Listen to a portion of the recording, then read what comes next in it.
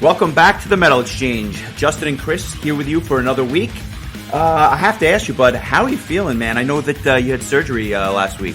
Yeah, I had a couple of wisdom teeth pulled out, and so I was a little bit out of sorts, I guess, for about a week. We pre-recorded our Monday episode the week before just to get ahead of it. So we haven't actually done a podcast together in about a week and a half now, 2 weeks. Yeah, we wanted to give you time to recover, which also, I guess, explains why I was posting all those songs about, like pulling teeth and anesthesia and stuff like that. I thought it was poetic and would give you a little bit of a smile as you were recovering. Yes, as much as I was able to smile, I did smile. Yeah, we tried. And before we get to the album of the week, which is 0 Hours, The Tower of Avarice, I just wanted to talk about a couple of things that came out this week, which I thought were really, really, really interesting stuff. And I know you have one as well. The first thing, I don't know if you had a chance to hear it, the new Amorphous single, Brothers and Sisters. I think that Amorphous is actually a perfect band that we should do in the not so distant future, just because they are like the model of consistency, where every album they've done for like the last 8 or 10 albums has been fantastic, albeit in the same style, but they follow a formula, and when if it's not broken, don't fix it. You know what I'm saying? Without a doubt. I actually did not even realize that they had a new single. I'm going to go grab it right now, but I agree with you that their last, 5, 6, 7 albums have all been really, really, really good. I always enjoy their stuff. It didn't really have much, I guess, buzz behind the single, if you will, but I just happened to notice it on Spotify, and it was really enjoyable, as can be expected, of course. And another album that I think just bears mentioning and even repeating, the new Soen album, Imperial. It's an album of the year contender. It is that good. And even though it's January, I have no problem saying I would be shocked if it wasn't in my top 5 or at the very least top 10 for the year. I think I've played it 3 times in the last couple of days already, and it's just getting better and better with each listen. So if you haven't heard that, highly recommended. And I think a band that's on the precipice of absolutely blowing up, just because there's kind of a groundswell movement of fans that are just really getting into this, and I see other people that maybe hadn't heard of them that are kind of interested in them because of the Tool vibe that they've got going on and stuff like that. So definitely check that one out if you haven't already.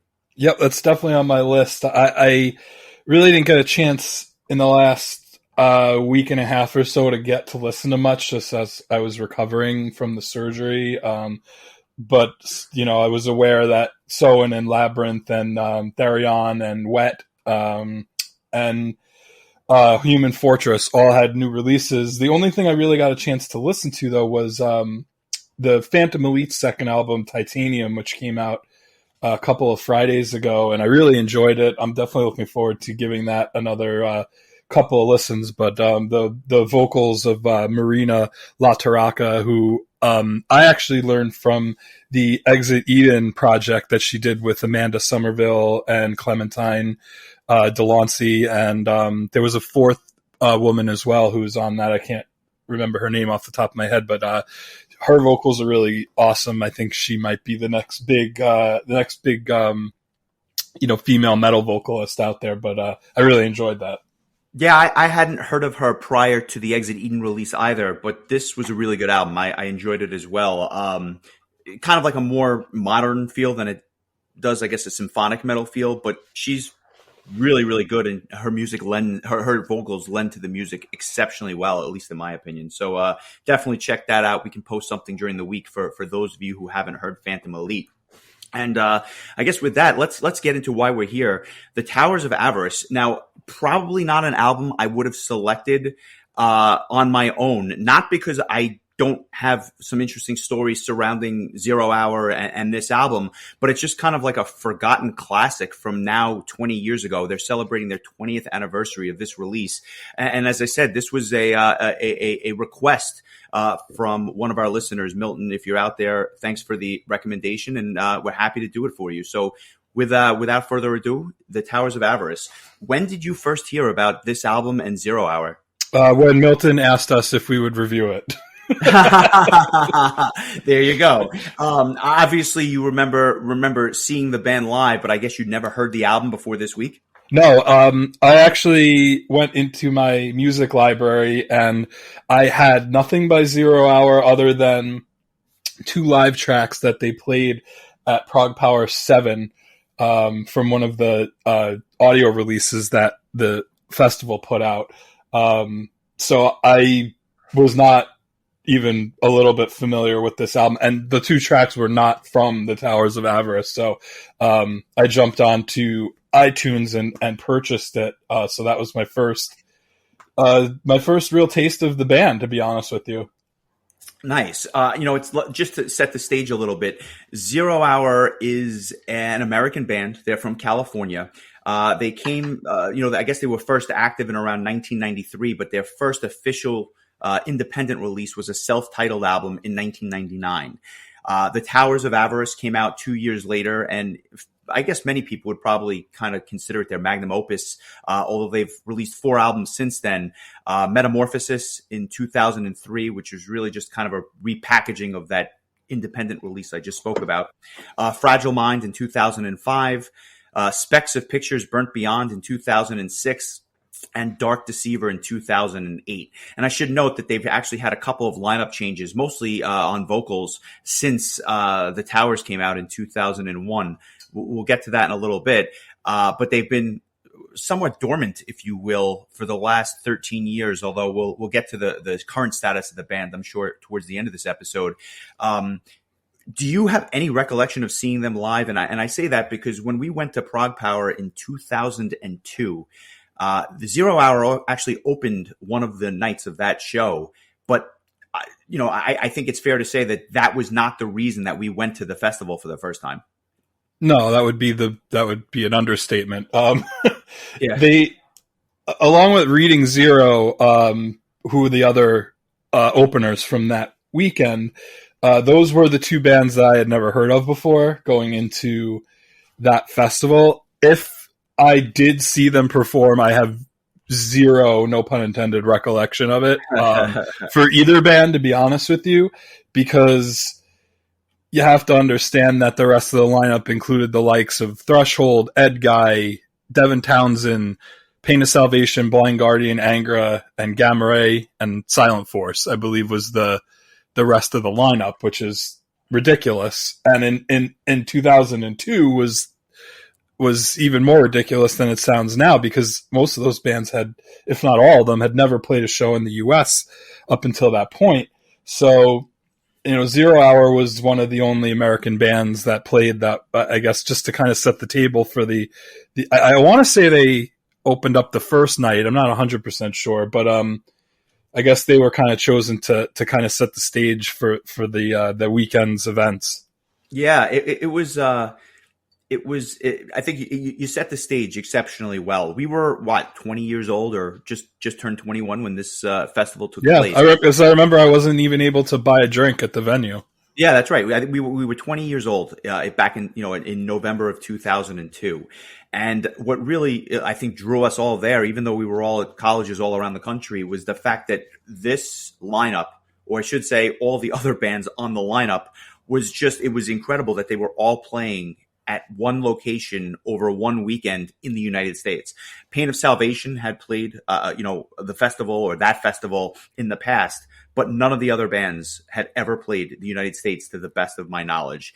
And tacked on to these other stalwarts, if you will, was Reading Zero and Zero Hour. And I remember hearing one or two Zero Hour songs off of this album, which I wound up buying at the festival, but I had never given it its due, I guess, just because I was so consumed with other bands and other things at the time.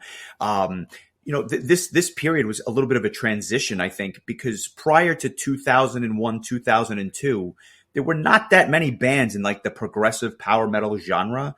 And I feel like things really exploded around this time, where just bands were just coming out of the woodwork left and right. And it was almost hard to keep up, because you kept going back to the stuff that you knew and you loved, from the late 90s.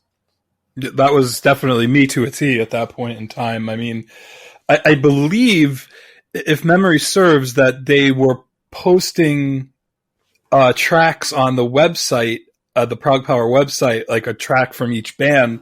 And I want to say I made, a mix CD of all the bands that were playing that year. So I probably have a CD somewhere where there's a 0 Hour song on it. And chances are it was off of this album. But yeah, that was, chances are I probably heard it, thought it was fine, but, there were bigger fish to fry, so to speak, at the time. So it wasn't really a major, something that I really wanted to focus on at that point in time.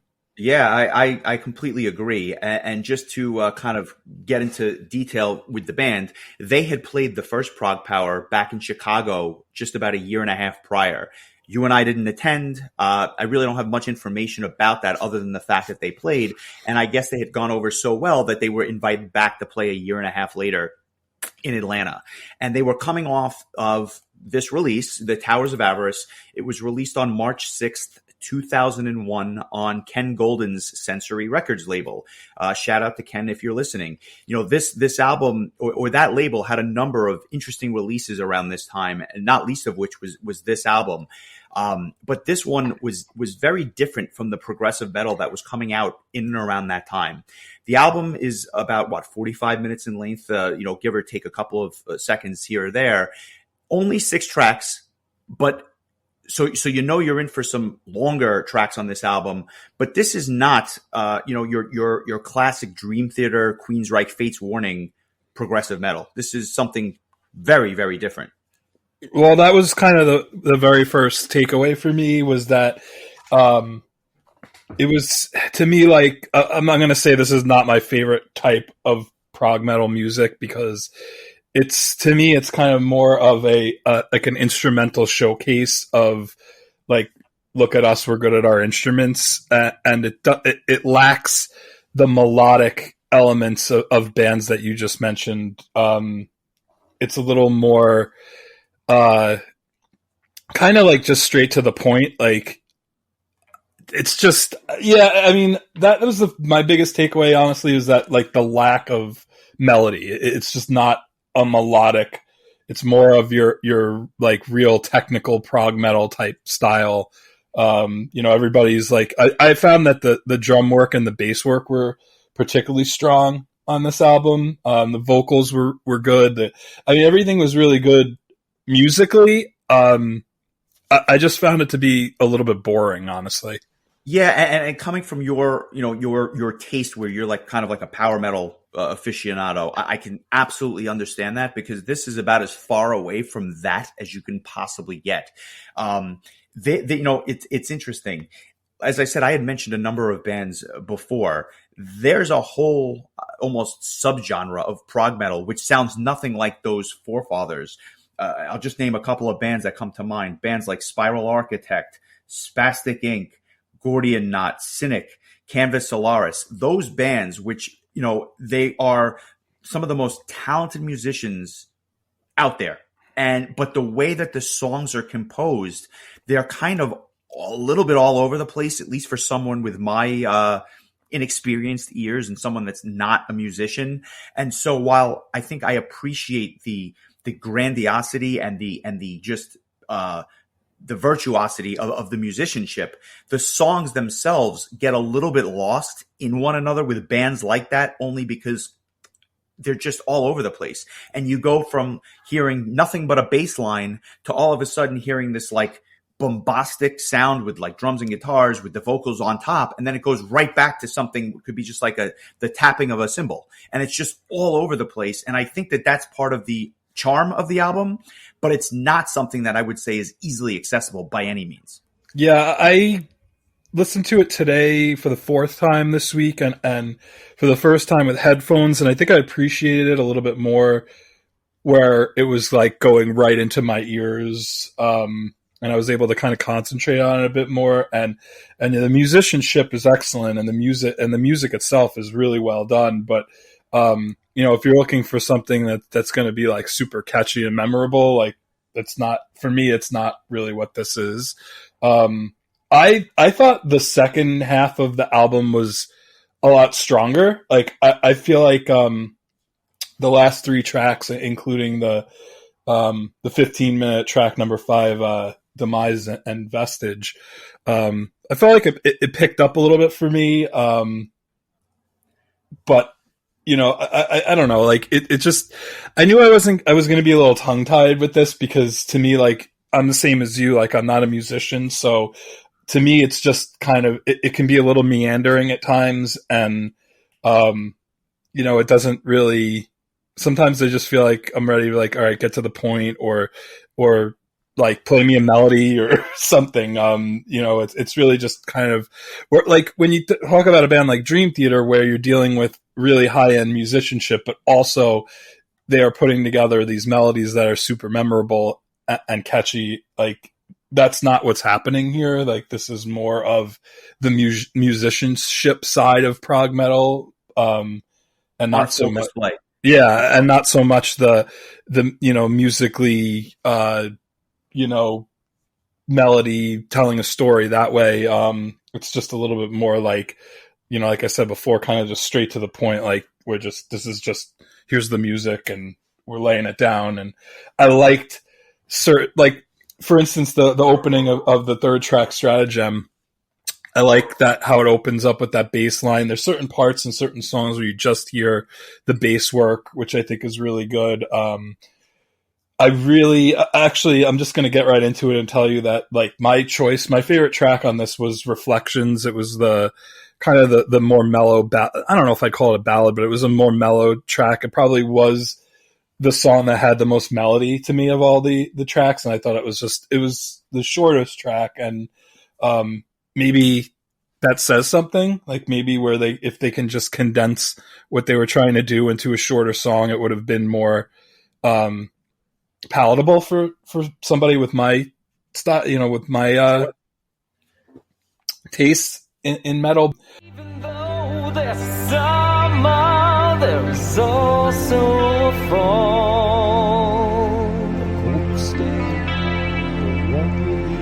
And to live is to sin, so this must be done. For whatever you do, it's still evil to someone. But it's killing me, it's killing me.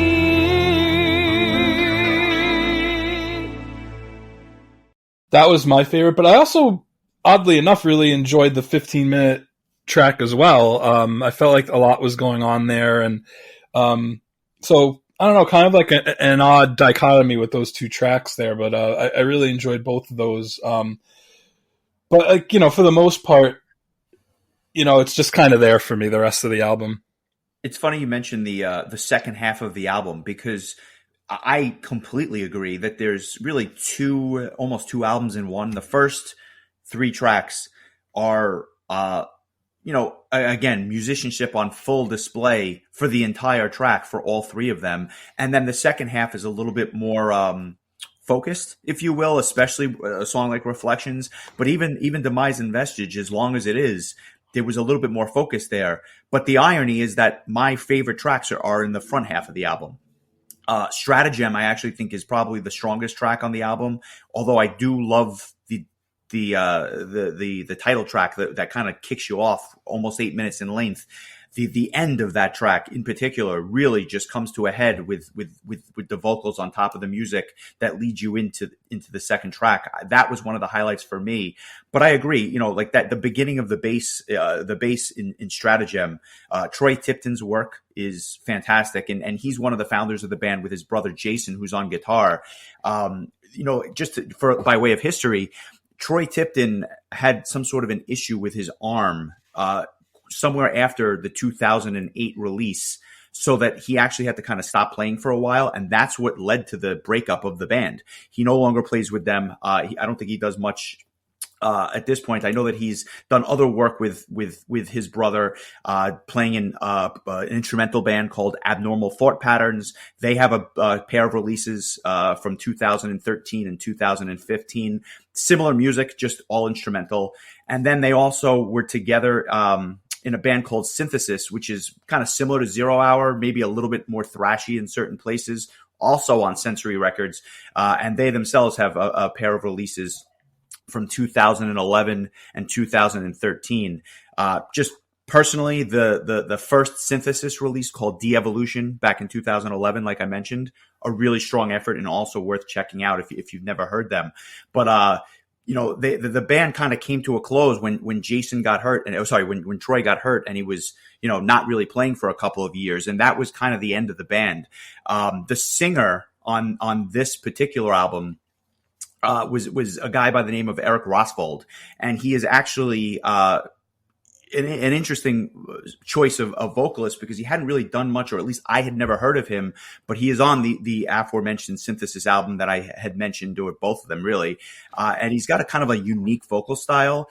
I don't know if you heard this at all, but when he goes high and kind of screams a little bit, I actually heard a little bit of like Warrell Dane from Nevermore with his vocals. Yeah, I could definitely see that for sure. Yeah, he's kind of got an interesting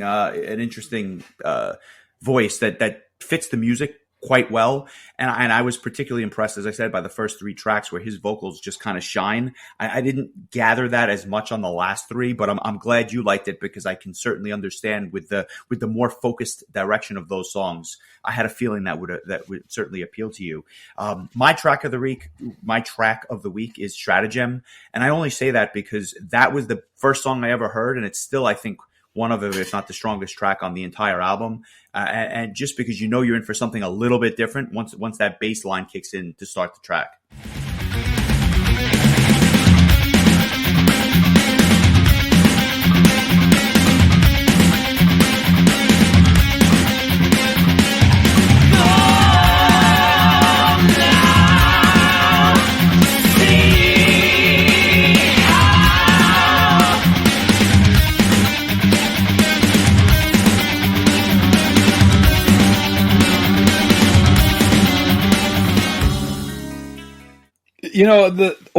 This kind of took me back to the 90s when we would hear from, a friend recommending like a prog metal album, and it'd be, the production wouldn't be quite up to snuff as far as like compared to like a Dream Theater or a Fate's Warning, and the music wouldn't be totally engrossing off the first listen or super melodic, and excuse me. That's kind of what it reminded me of. Just like hearing a band that you would think to yourself, like, it's good, not super memorable, maybe a little unspectacular, but, you could appreciate what it is they're bringing to the table musically. But I don't know why. It just kind of reminded me of like the late 90s of being like, having somebody like our friend Pat just be like, you got to listen to this. And then, like it just kind of gets lost underneath the 19 other recommendations that he made in that minute and a half conversation. So yeah, it's interesting. If you go back and you listen to a band like DGM, who is now just churning out like blockbuster after blockbuster release with just great production and great sound. If you listen to like those early DGM albums, they sounded like they were recorded in a tin can. They just don't sound good. The melody isn't there that you have in some of those later releases, like the last 3 or 4 albums that they've done. It reminds me of some of those bands that were just breaking onto the scene, low budget. The technology just wasn't there. I don't think they were using Pro Tools at the time, and they just they just laid down the tracks and said, here, have at it, and some caught on and became went on to bigger and better things, and others kind of faded away into the into obscurity. But I can certainly understand that. It's interesting because just from a talent standpoint, these guys are the most talented guys around in terms of just their virtuosity. I had the pleasure of meeting Jason and having a nice conversation with him at Prog Power 7 back in 2006, and he had released a solo album the year prior. And you say to yourself, well, what is that going to sound like when you have this like virtuosic guitar player who obviously lays down some crazy riffs and stuff like that on a 0 Hour release. He comes out with this album in 2005 called Seduction, and it's probably one of my favorite instrumental releases ever. Here we are 16 years later. I have it classified on my computer as almost like easy listening because it's one of those albums that you put on in the background, and it's almost jazz-like in the sense that it's just it's a little bit all over the place, but somehow it works even though it's his solo album. I am I'd be surprised if anyone listening has heard it, but I strongly recommend you checking it out because it's fantastic. And it's one of those albums that got laid down. Nobody ever heard it. And it's like a hidden gem that's just out there and something that's really, really interesting stuff. Again, I think it speaks to the musicianship and the musicality that's here. You know, I think that if you are a musician, bass player, drummer, guitarist, and you haven't heard the Towers of Avarice, do yourself a favor and go and check it out because you are going to fall in love with the album. I really enjoyed it, and it actually made me want to go back and listen to some of the zero hour albums that I hadn't heard in some time. But I can't say it's not my favorite album of all time. But I would love to see it again live because I think I actually have a deeper appreciation for it now than I did 20 years ago. Yeah, I was thinking too when I was listening to this that it might be something I would enjoy more in a live setting than listening to a studio album. I think that it might sonically just sound better. And I don't know, this kind of stuff to me always is more enjoyable in person than just kind of listening to at home. And that's just me personally. Yeah, I can definitely appreciate that. I have memories of watching them not so much at the third Prague Power, but at Seven, and I just remember thinking to myself how awesome it was. You know, at the time back in 2007, or 2006, they had a singer by the name of Chris Salinas doing lead vocals. Chris Salinas was the singer for a band called Power of Omens, which was one of those prog metal bands from the late 90s that you mentioned, which came out with a couple of albums, you know, kind of under the radar. Most people hadn't heard of them, but my God, I used to love that band. So when I found out that he had been singing for Zero Hour, I was exceptionally excited to go check out their set. They had come out with an album back in 1998 called Eyes of the Oracle. And I have not probably listened to this album in over a decade, but it is a fantastic under the radar prog metal gem from the late 90s. So I'd be remiss if I didn't at least mention his time with the band.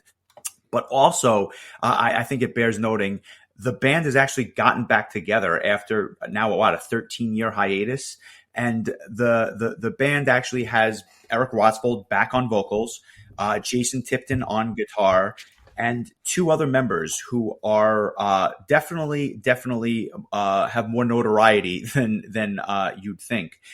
They have the drummer from Powerwolf, who still plays with Powerwolf, doing the drums on the new release, and Andreas Brumkist from Seventh Wonder, who's playing bass and doing all of Troy's bass lines.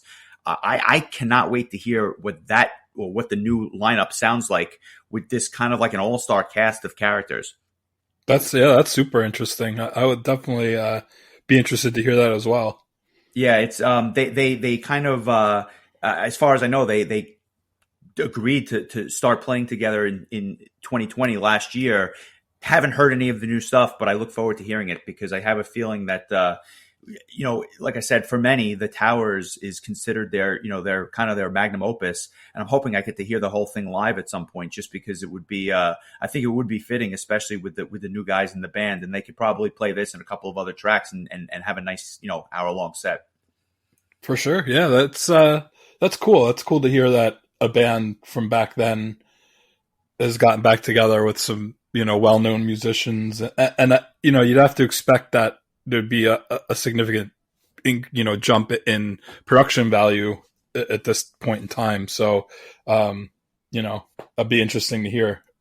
Yeah, it should be. I'm sure we'll be hearing more in the coming weeks. Let me ask you this: scale of 1 to 10, what are you rating this? I know it's not necessarily your cup of tea, but I'm curious to see where you go with it. Yeah, I mean, I enjoyed it. It wasn't my favorite thing in the world. Like I said, I think the second half definitely picked up the slack for me. I just have it at like a solid 6.5. Yeah, and listen, you can't.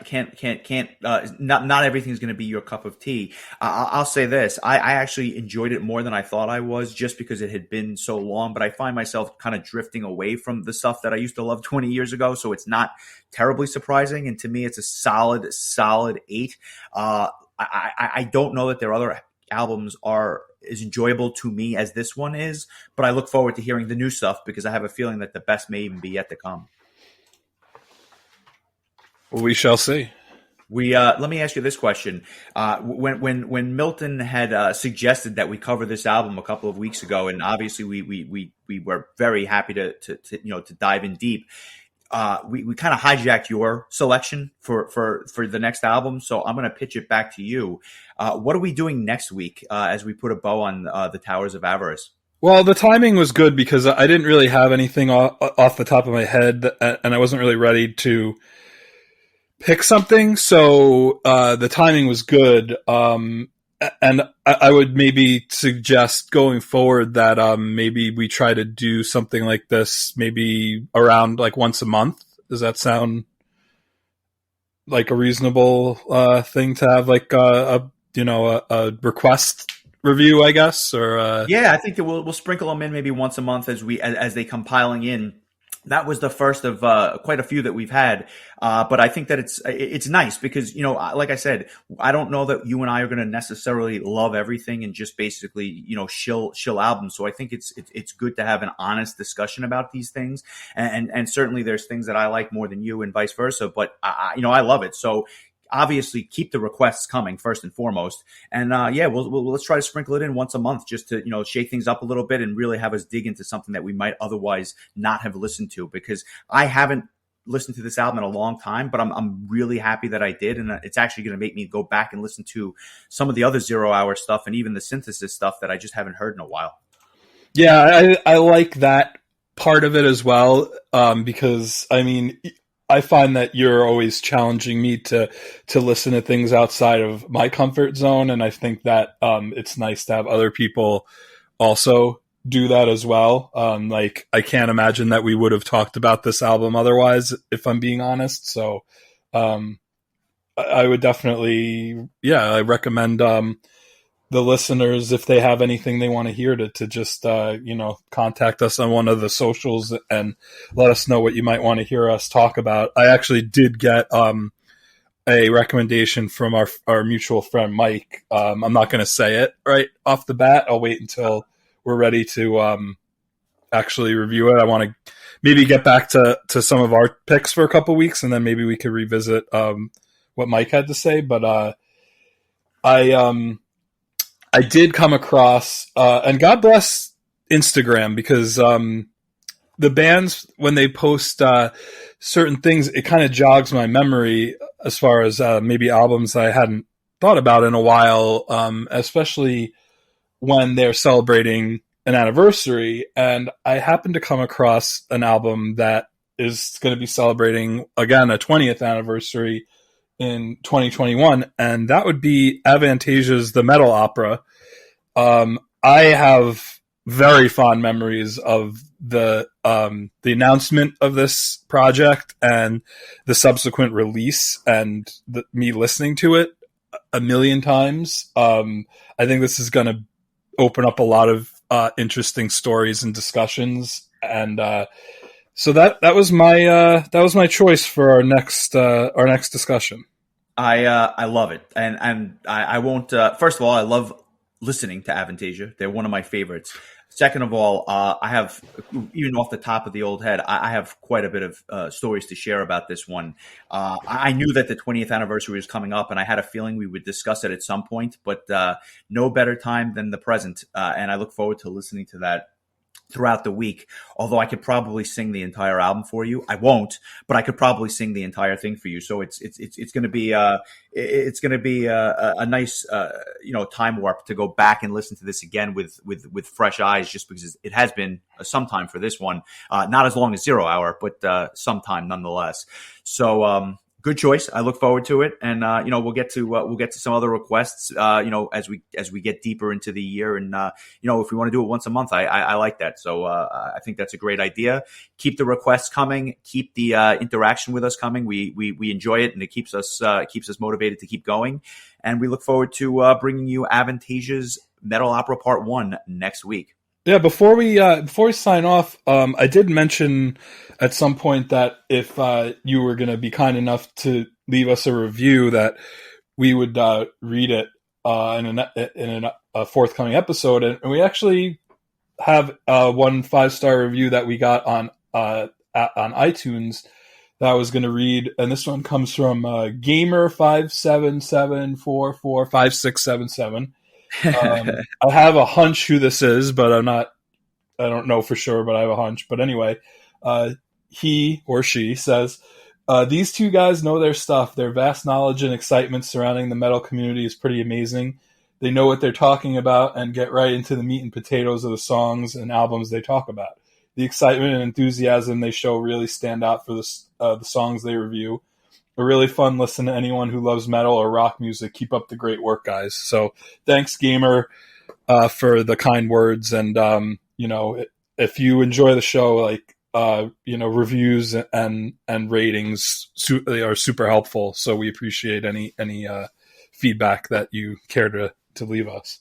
Yeah, definitely. Thanks for the kind words. And just so you all understand how it works, the more positive, or quite frankly, the more reviews that we get, it really just helps other people in the algorithm find us, which is obviously much appreciated because we do it for everyone. So thank you, Gamer, and thank you to everyone else who has or will be leaving a review. We appreciate it. And like I said, with that, I think that puts a bow on 0 Hour. I can start listening to Avantasia, and I hope everyone has a great week. Same here. Take care, everybody. Take it easy. But where